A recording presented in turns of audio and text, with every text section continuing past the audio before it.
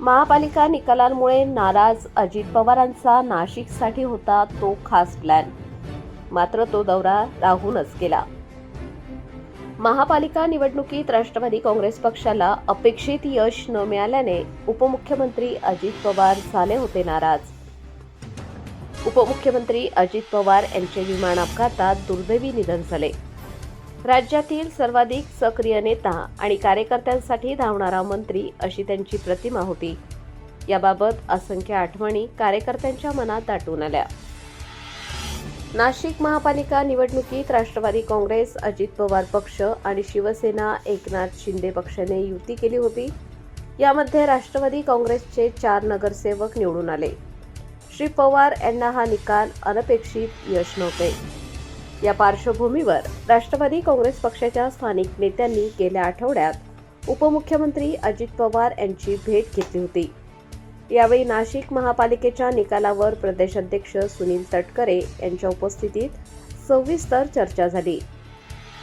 हे कसे काय घडले, चांगला निकाल का लागला नाही याची विचारणा पवार यांनी केली होती.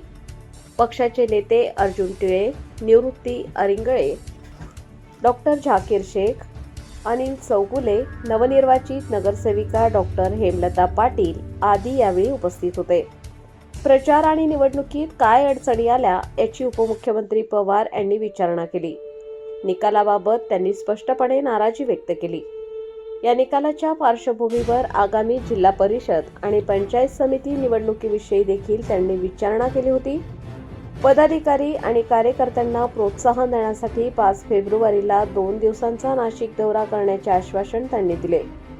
यावेळी कार्यकर्त्यांशी व्यक्तिशः चर्चा करून त्यांना बळ देऊ असेही ते म्हणाले होते. त्यानंतर 3 दिवसांनी बुधवारी बारामती येथे दुर्दैवी विमान अपघात झाला. त्यामुळे नाशिकच्या कार्यकर्त्यांना मोठा धक्का बसला आहे.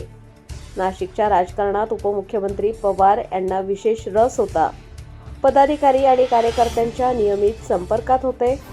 आता त्यांचा दौरा कधीच होणार नाही ही खंत महापालिका निवडणूक समितीचे सदस्य डॉक्टर शेख यांनी व्यक्त केली.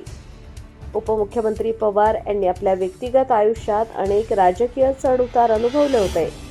प्रत्येक आव्हानाला ते तेवढ्याच आक्रमकपणे आणि तयारीनिशी सामोरे जात असत.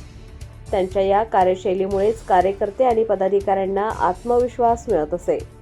त्या दृष्टीने त्यांनी नाशिकचा दौरा करण्याचे आश्वासन दिले होते. मात्र काळाच्या दुर्दैवी अडथळ्यांमुळे हा दौरा राहून गेला अशी खंत पदाधिकाऱ्यांनी व्यक्त केली. लोकमान्य न्यूजसाठी संचालक लक्ष्मीकांत शिंदे, नाशिक.